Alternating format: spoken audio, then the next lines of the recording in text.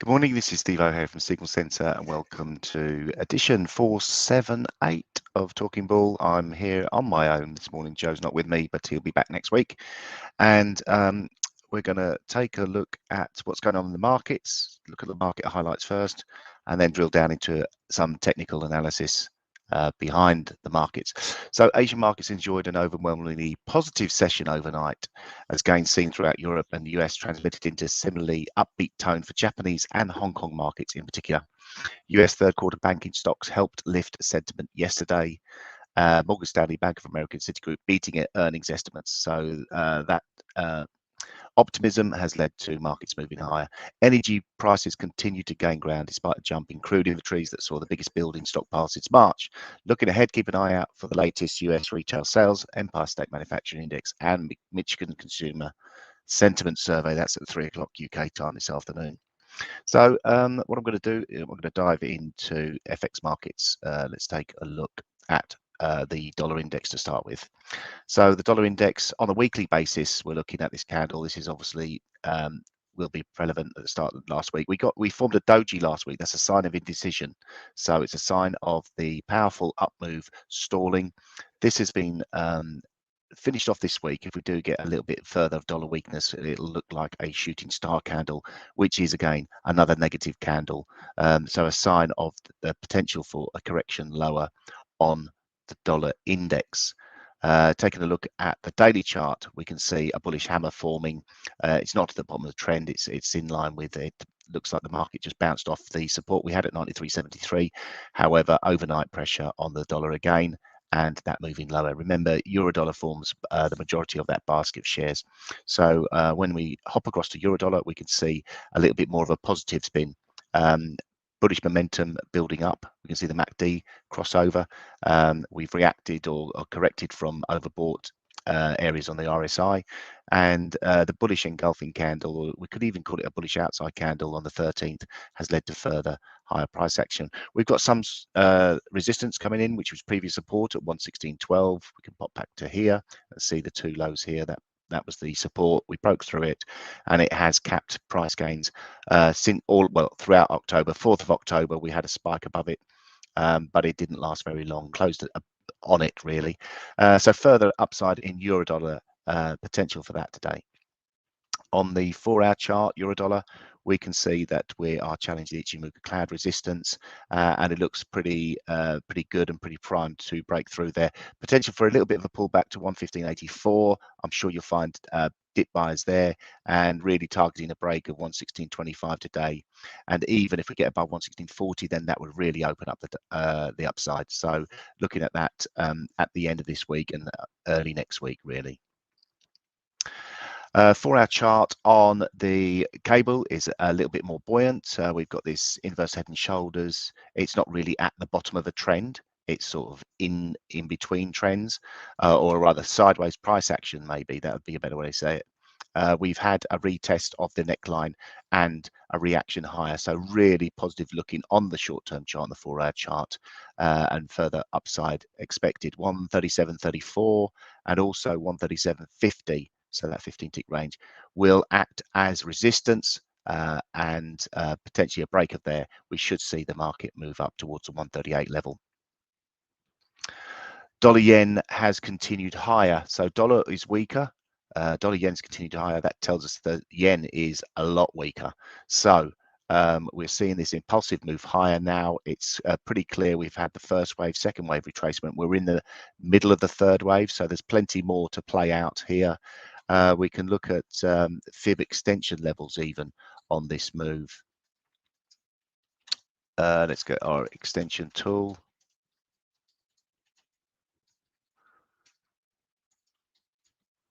So we take the low, high, and even. We can project it from here where we expect. We're already through the we can see that this is the 100% of the upward move. Come in at 113.78. 161.8 will be a natural target for the third wave. So that comes in at 115.61. So bear that in mind on dollar yen. If we look at the longer term price action, see if we can actually see The real resistance, or one of the horizontal resistance we've got on our charts, comes in between 114.37 and 114.70. And if we also place the Fibonacci on the previous downward move, we can get some decent levels as well, and maybe that will marry up with what we're seeing. So the 61.8 comes in at 115.50. That'll be the next big level. And above that, then we'll look at 118.60 to 120. A little bit of a way to go before that plays out, but we can see this bottoming formation has played out really nicely, and further upside in dollar yen is expected. Aussie dollar, we were talking about the potential for a head and shoulders formation. It hasn't played out. We're looking at this right shoulder to be redrawn eventually.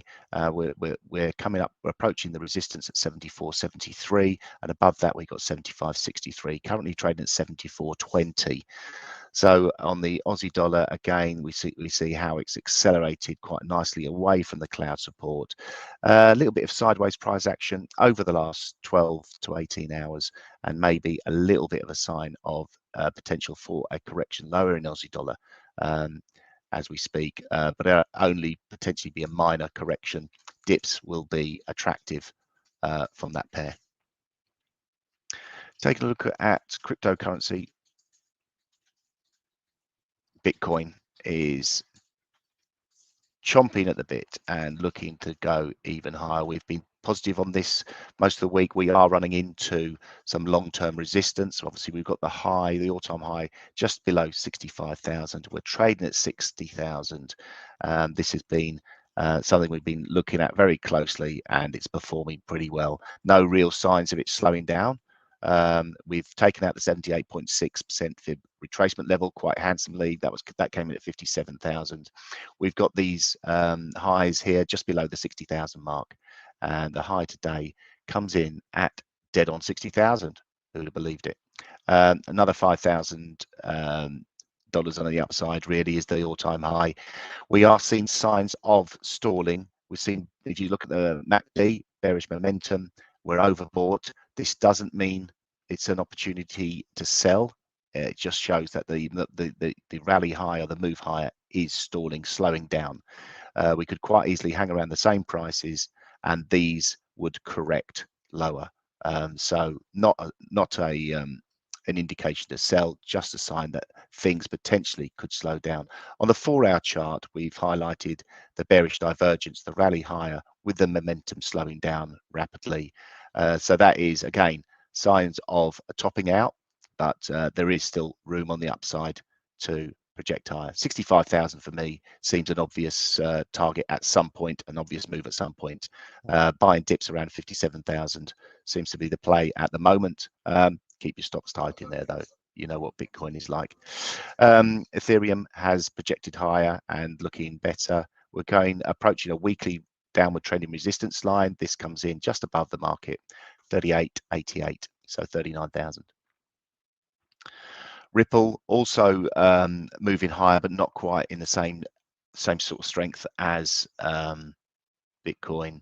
We've got a similar downward trended resistance that comes in at 128.40 on Ripple, so watch out for that. Obviously, we've had 2 really decent positive weeks, and this week looks a little bit doji-like, so there's a bit of indecision on Ripple.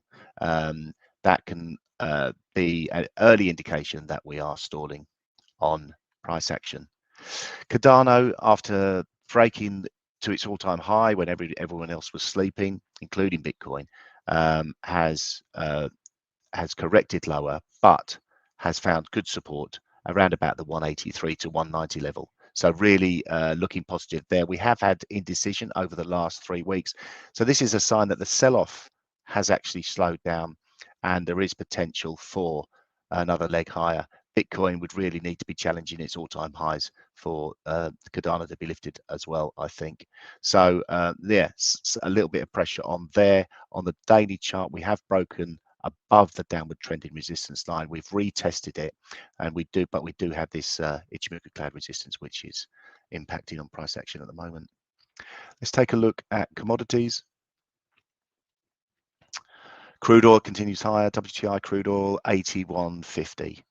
That's 3-year highs we've broken and looking pretty good. But how has the Brent crude oil done? Still quite hasn't managed to get to the 86.62. It's a natural target. It's a previous swing high going back to October 2018. So for me, that has still got more to play out. You can see as we're rallying, we are getting signs of bearish divergence where the prices is rallying higher. The momentum of the move is stalling. We are overbought. There is potential for a correction, but no indication really to short this market. Longs will be sitting with it and reaping the benefits, even with the build we talked about earlier in the show. We're still seeing higher price action, so there's a lot going on there. Levels to watch on a shorter term basis. We've got this bullish channel that we're in on the 4-hour chart. Let's extend it further. Resistance coming in at 83.52. Support would be probably down around about $80. We're trading at 81.48 in WTI, and similar sort of price action in Brent crude oil. And again, support coming in around about the $82.50 level. Resistance would be projected around about $87. So really targeting that previous swing high we saw in 2018. Gold, what's happening with gold? It has stalled at the $1,800 level. We always talk about these big psychological levels, the round numbers providing a great opportunity to fade into, take partial profits, or fade into the move and think about the longer term price action. We still have a little bit of a question mark over that. For me, we need a retest of the 1677 level. Unless we get a break of 1834, that level is really key for me on the upside. Break of there also would signify a potential break of this bullish channel to the upside. This is where we think we're going long term. We think we're going higher. However, I do feel that there is more dollar strength to come, which will impact on gold price action. And I do feel we need to retest this 1674. I don't think it was enough with this candle here. Maybe wrong. We might be seeing the sort of the bottom may be in place, but I think over the next few weeks we'll see more evidence on that line. Right, let's take a look at indices. FTSE above its the pandemic move. Can we say that yet? It's back up there. This is the 24th of Feb week where we had the huge sell-off when COVID really hit hard and we were getting shutdowns of countries and all sorts of things going on last year, and we are back up there. So we haven't quite managed to close above the 9th of August week swing high, but potential to close well above the 14th of June week swing high. So that is sitting at that level now. Looks pretty good on the FTSE side of things, especially finishing the week off there. Felt like I was going to sneeze there. I think I might.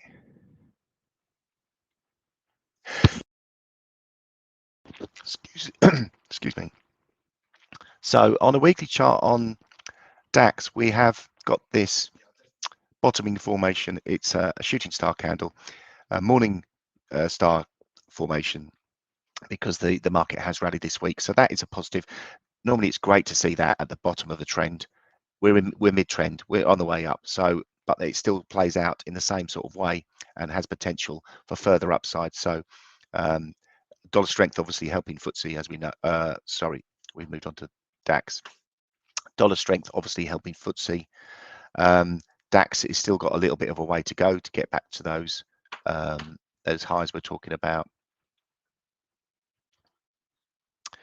Highs in the DAX, all-time highs coming in at 16,000. So you can see basically the difference between the FTSE and so let's measure this move. This is quite interesting. So DAX has projected higher and it's currently sitting 12% above the high from the pandemic. And if we look at FTSE, it's not even really taken out that high, 7,900. Still a long way to go for FTSE to catch up.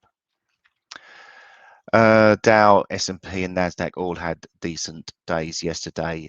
We are in this sideways price action at the moment. It still feels like this could be a topping formation, but more signs again of dip buying, potentially leading to a very last and fifth and final wave higher. So further upside on the Dow. NASDAQ, its earnings season's due out obviously very shortly over the next few weeks, and we should see decent reaction from there. We've reacted from the 14,450. We're trading 550 points higher than that now, and a decent weekly formation to project higher next week. So very positive on the index front on our US side of things. Again, S&P back above the 4,400 level, looking to target the move, which was the all-time high, coming in at 45.50. So good potential there. The Aussie 200, similar sort of price action. China 50 reacting really nicely higher, away from this danger level down here at 14,500. The Hang Seng, 3 decent positive days, retesting a previous downward trending resistance line, although I don't think that'll hold much weight. And the Nikkei also rejecting last week's bearish candle and engulfing the price action completely to finish off this week. So that's pretty good as far as that's concerned. So take a look at Gundered Head Challenge. Yesterday I did all right, Jack.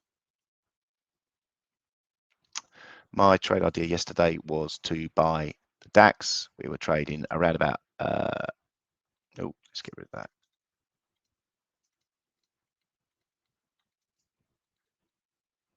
We're trading at 15,474. When I put the trade on, 15,349.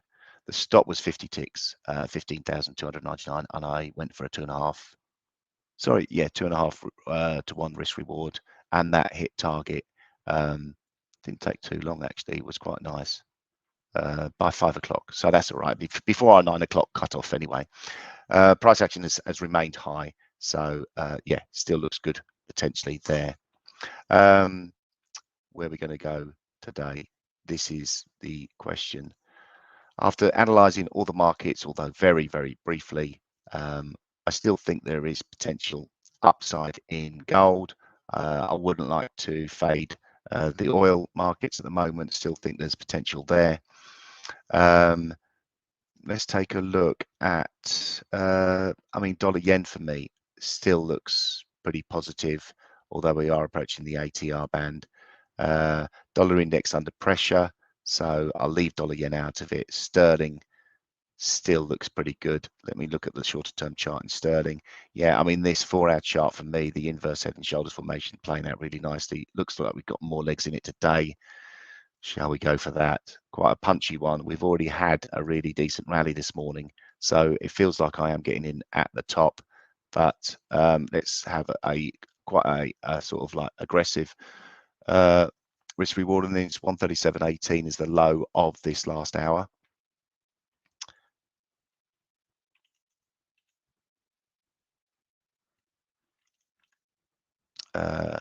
So we're getting long here, 137.35, targeting a move, 50 tick move up to 137.85. The stop is at 137.15. That's the trade idea today. That's what I'm going to go for. 2.5 to 1 risk reward. Does feel like we've already had a decent move in cables, so it is an aggressive trade idea. I've got a gun to head. I just have to make the decision. That's the way it plays out. So yeah, hope that sort of like makes sense. Although probably people going, no, that doesn't make sense. You should be selling it because it's already had the move. But we'll see how that plays out. So yeah, gun to head challenge. Let's jump into that sheet. Oh, not that one.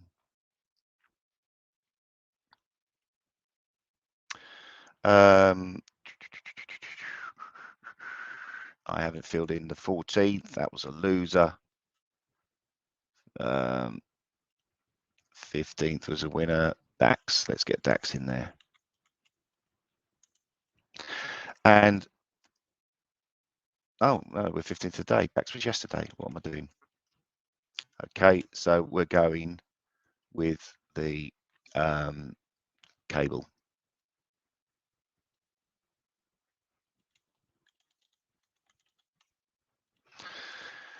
That'll remind me. I've already got a snapshot of it, so it should be fine. Yeah, we'll be able to update on that next week when Joe's back. He's much better at doing that. And I will just finish off now with just an indication really of what's coming out later. We've got we have got economic calendar. We've got US retail sales for September, Empire State Manufacturing Index, and the markets to watch for that are obviously dollar crosses. And 3 p.m. we've got US Michigan Consumer Confidence Index to rise to 74. That's the expected from 72.5 again. US dollar crosses affected. So hope that's been good for you. I hope you've enjoyed it, and I look forward to seeing you all next week with Joe in tow. Take care.